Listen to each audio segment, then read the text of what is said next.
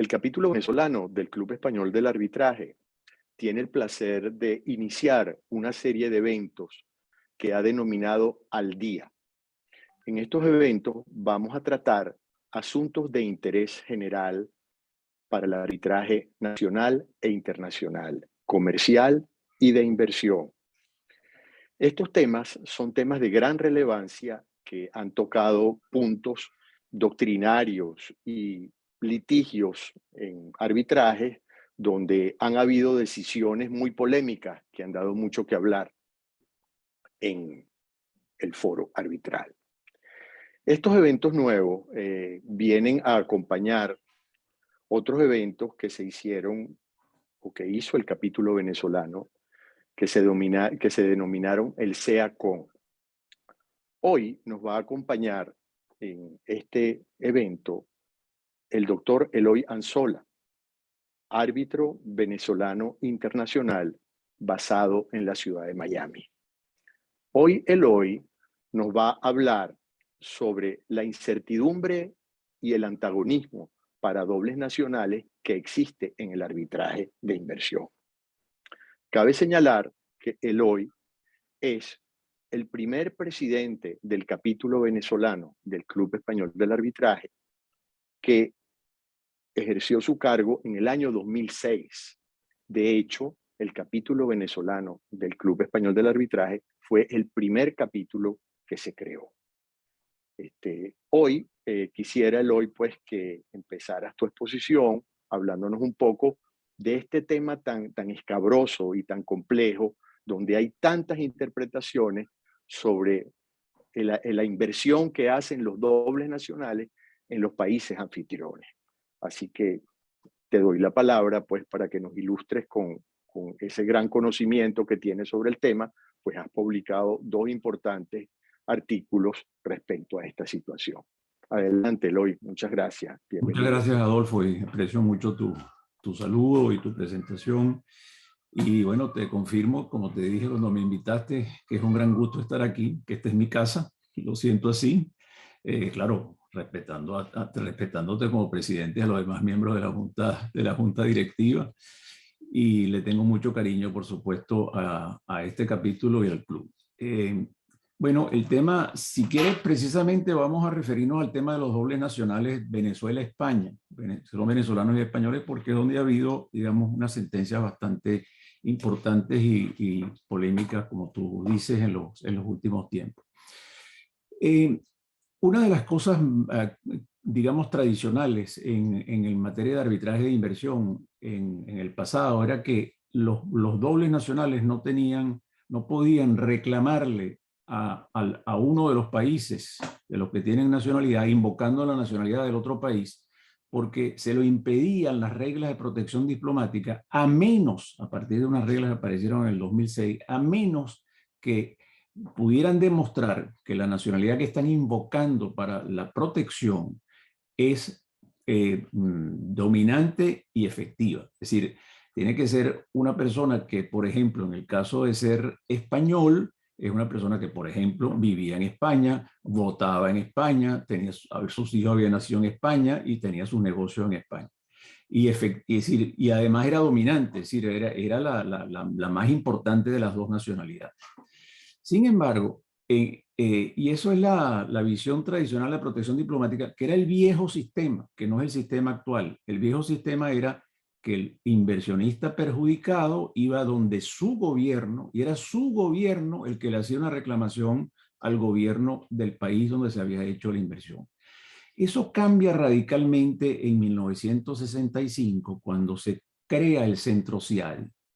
Centro CIADI es un centro internacional para arreglos de disputas de inversión que se creó bajo los auspicios del Banco Mundial, en el cual se han incorporado muchísimos países.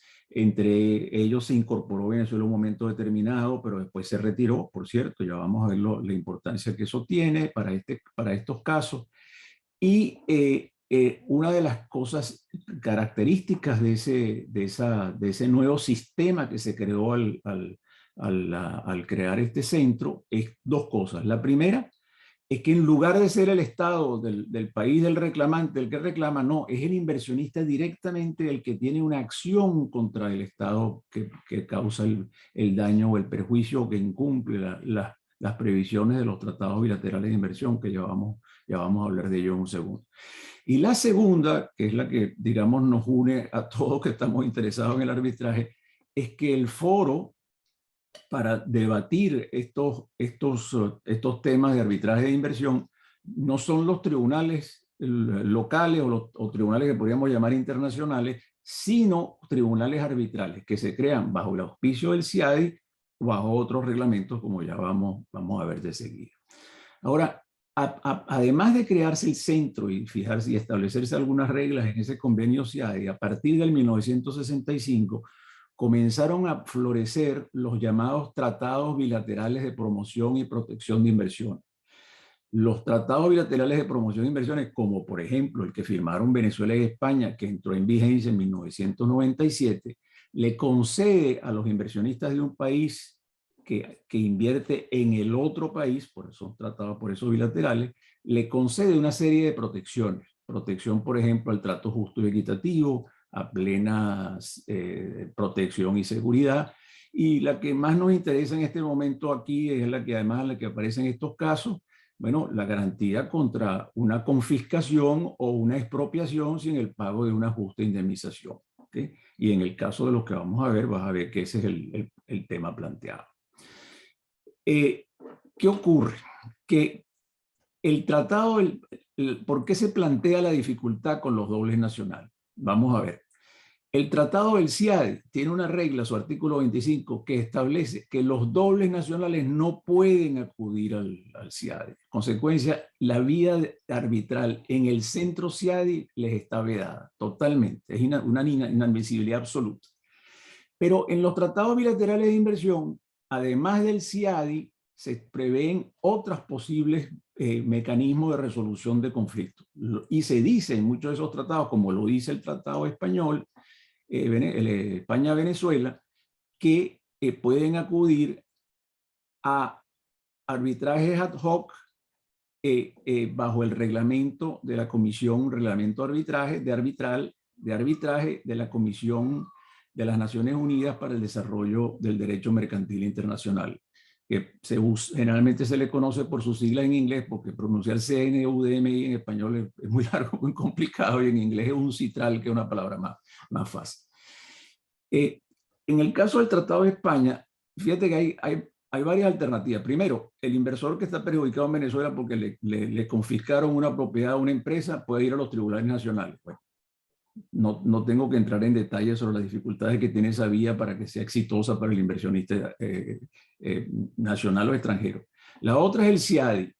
Y después respecto al CIADI, tiene una cosa especial que dice, mientras los dos países que firman este tratado no se hayan incorporado al CIADI, pueden ir al mecanismo complementario del CIADI. El mecanismo complementario es si tú quieres, una extensión del CIADI para los países que precisamente no han suscrito el tratado CIADI y pueden ir por mutuo acuerdo. Y bueno, este acuerdo estaría aquí, pero ese reglamento, pero el reglamento del mecanismo complementario también excluye los dobles nacionales. Y luego dice, cuando no esté disponible el CIADI o su mecanismo complementario, por cualquier motivo, pueden ir al arbitraje ad hoc. ¿Y qué pasa? ¿Cuál es el problema? Que el reglamento de arbitraje UNCITRAL no tiene ninguna prohibición para los dobles nacionales. Entonces los autoriza o no les niega al menos la posibilidad de acudir a un tribunal arbitral. Entonces, ¿qué ha pasado? Mira, hay varios casos, pero los más importantes y más que son así como más visibles es primero el de Serafín García Armas y su hija Karina García Gruber. El segundo es de su hermano Manuel García Armas y su familia. Y el tercero es uno más reciente de Fernando Fraiz, que acaba de ser decidido, ese es de enero del 2022. ¿Qué pasó en el primero de los casos de Serafín y su hija? Que el tribunal arbitral, cuando se planteó el tema de jurisdicción, porque el procedimiento se bifurcó y se resolvió primero el tema de jurisdicción y luego se iría al fondo, y ya vamos a ver también eso. El tribunal arbitral se declaró competente y dijo: el tratado venezolano, Venezuela-España, no tiene ninguna prohibición para los dobles nacionales. Palabras más, palabras menos, como no hay distinción entre unos y otros, donde no distingue el texto legal, no debe distinguir el intérprete, es más compleja la decisión, es una decisión que tiene muchas consideraciones, pero los dobles nacionales están admitidos. En consecuencia, este tribunal arbitral tiene jurisdicción para conocer de esta disputa. ¿Qué ocurre? Que Venezuela recurre la nulidad de ese laudo sobre jurisdicción.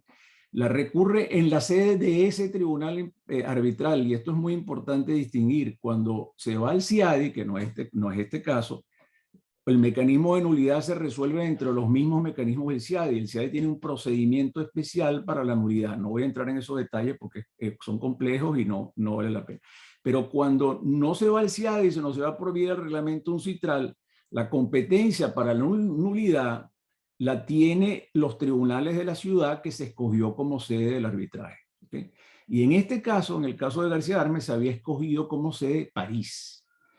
Y que es un detalle muy importante que no podemos olvidar, y a diferencia de la ley venezolana, la ley francesa tiene como causal de anulación del laudo que el tribunal se haya declarado por error competente o incompetente, o sea que va a conocer del tema jurisdicción de la competencia del tribunal arbitral. Fíjate que eso en Venezuela no se puede hacer, y ya vamos a ver que hay una diferencia cuando el caso está en otra ciudad. ¿Qué ocurrió en esa anulación? Bueno, lo primero es que se anuló el laudo, pero no se anuló por la doble nacionalidad que fue admitida, sino que el laudo, la sentencia dijo: no, solamente se pueden considerar las inversiones que hayan hecho Serafín perdón que lo llame por el primer nombre, Serafín y su hija Karina, cuando ya tenían la nacionalidad venezolana, porque ellos habían sido españoles, habían perdido la nacionalidad y se hicieron venezolanos, porque se hicieron venezolanos. En aquel momento España ni Venezuela admitían la doble nacionalidad, y recuperaron la nacionalidad española, sobre todo en el caso del padre de Serafín. Y las inversiones las habían hecho antes y después de que tenían la nacionalidad española. El tribunal de París dijo: no, usted no puede tomar en cuenta sino las inversiones que se hicieron después de la nacionalidad española. Pero eso va a casación, y casación casa la sentencia y le dice: mire, usted no puede hacer esa distinción. Usted no puede, en este caso, usted no puede anular parcialmente el laudo, lo tiene que anular totalmente. El asunto vuelve entonces a la Corte de Apelación de París, que es el tribunal que conoce de la anulación y que es además el tribunal de reenvío, con miembros de tribunales diferentes, y decide entonces que hay que tomar en cuenta la fecha de la inversión. El asunto va de nuevo a casación y se acaba de resolver, y casación dice: no, usted no puede establecer esa distinción entre lo que era antes y después. Lo importante es la tenencia de la inversión al momento de iniciar la acción de arbitral, y en consecuencia de la distinción que usted estableció, no, de nuevo, no, la ley no hace esa distinción, usted no puede hacer esa distinción. En consecuencia, anula el caso, o anula la sentencia de anulación, y el caso ahora ha vuelto a la Corte de Apelación, donde se va a resolver nuevamente el tema del recurso de nulidad. Sé que es complejo, pero fíjate cómo la cosa sube y baja, y ahora va de nuevo. Por cierto, hay una cosa muy importante en el recurso de casación francés, que fueron, por cierto, los que han inventado el recurso de casación, no lo olvidemos, que son los franceses los que crearon el recurso de casación, que cuando hay un recurso de casación, no hay ni efecto devolutivo ni efecto suspensivo de la decisión que se ataca. Y por eso es que en este caso de Serafín, el asunto siguió sobre el fondo, y el tribunal arbitral dictó una decisión sobre el fondo del asunto y le acordó a Serafín y a su hija Karina 360 millones de dólares, poco más, poco menos, más intereses. O sea, date cuenta de la situación en que está este asunto. Otra cosa interesante, el tribunal de reenvío no tiene necesariamente, no está obligado a seguir la sentencia de casación, no hay cosa juzgada. El tribunal de reenvío puede decidir a su propia, lo que él estime. Claro, ¿qué ocurre? Que la casación en Francia se creó para crear un cuerpo de doctrina sobre temas legales. Entonces sería muy raro que el tribunal de reenvío ahora no vaya a seguir la doctrina de casación porque evidentemente se expone a que de nuevo la vuelvan a anular la sentencia. O sea, pareciera que esta decisión final de los 360 millones a favor de estos inversionistas de doble nacionalidad se va a sostener. Luego hay un caso, fíjate tú, hay un caso de su hermano Manuel y el caso de Fernando Fraiz, y ahí el tribunal arbitral dijo que no, que los dobles nacionales no están permitidos. Y una de las cosas que dice, las sentencias son complejas, dice, pero es que mire, como no está, hay una distinción precisa y no está claro este tema, hay que volver al tema de la protección diplomática y solamente pueden demandar los dobles nacionales cuando invocan una nacionalidad que es dominante y efectiva. Ahora, en estos dos casos, en el caso de Fraiz es demasiado reciente y no ha habido nada, pero en el caso de Manuel García, él intentó recurso de nulidad en la sede del tribunal, que era La Haya, a diferencia de París. Y en La Haya, la ley holandesa no permite invocar o sea, no es causal de nulidad el error que comete el tribunal en el tema de la competencia jurisdicción. En consecuencia, el tribunal que decidió ese caso en La Haya decidió que el laudo no se podía anular. Se invocaron causas de orden público y otras cosas y las desecharon todas esas invocaciones que habían hecho Manuel García Armas y su familia. En consecuencia, ese laudo quedó firme y entonces Manuel García Armas se quedó sin ninguna indemnización. Entonces, fíjate, tienes un caso, el de Serafín y su hija Karina, que lo más probable que termine con el pago de una indemnización cuantiosa, y tienes el caso de Manuel, su hermano, que por haber caído en otro tribunal arbitral y en La Haya no tiene posibilidad alguna de recibir una indemnización. Y el caso de Fernando Fraiz, que se acaba de decidir, está en la misma situación porque está en La Haya. Esa es la contradicción que hay entre esas, es decir, cuando te das cuenta. Ahora, Eloy, ¿por qué no nos explicas un poco cómo se escoge esa sede? Pues, ¿por qué siendo dos casos iguales, sometidos al mismo foro arbitral, como era el caso de un citral, uno va a La Haya y otro va a París? ¿Cómo sucede eso? Porque la decisión, la escogencia de la sede, de acuerdo con el reglamento de un citral, la hacen las partes de mutuo acuerdo, y si las partes no se ponen de acuerdo, la hace el tribunal arbitral. Yo no sé, no recuerdo en este momento si fue el tribunal, no recuerdo en este momento de verdad si fue el tribunal o las partes, pero en todo caso, en el primero se escogió claramente París. Y está en el laudo, la sede escogida es París.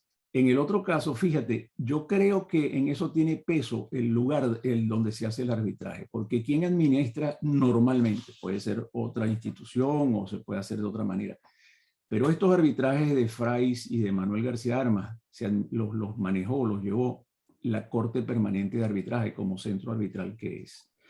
Y eso está en La Haya. Entonces, me imagino que hay una natural tendencia a escoger La Haya en los casos de la Corte Permanente de Arbitraje.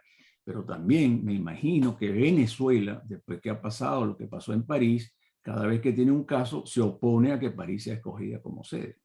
¿Okay? Por cierto, existe una opción donde también existe esta posibilidad de que el Tribunal Judicial en el recurso de nulidad revise la decisión sobre jurisdicción.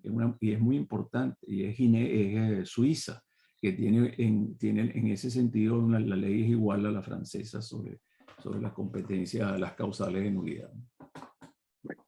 Bueno, Eloy, mira, fíjate que todo esto, lamentablemente, yo recomiendo que se lean tus artículos, pues ahí sí tú ves de una manera mucho más amplia, inclusive analizas cada argumento, que en realidad son razonamientos importantísimos, tanto de lado y lado, pues. O sea, entiendo que quien abrió la brecha fue el árbitro en el caso de Serafín García Armas, el árbitro Onamu, no, No, ahí el árbitro era un árbitro, un profesor brasileño de apellido Grebler, ajá, Álvaro Tawil argentino y Rodrigo Oriamuno costarricense. Oriamuno, ese es, pero porque él sí, él salvó el voto, fue Él salva concurrente, el pero voto sí él habló sobre el tema de la fecha, en qué de la momento. fecha. Sí, los dos Sí, árbitros, Grebler y Tawil, no consideraron el tema de la fecha de la inversión importante y Oriamuno. Y después,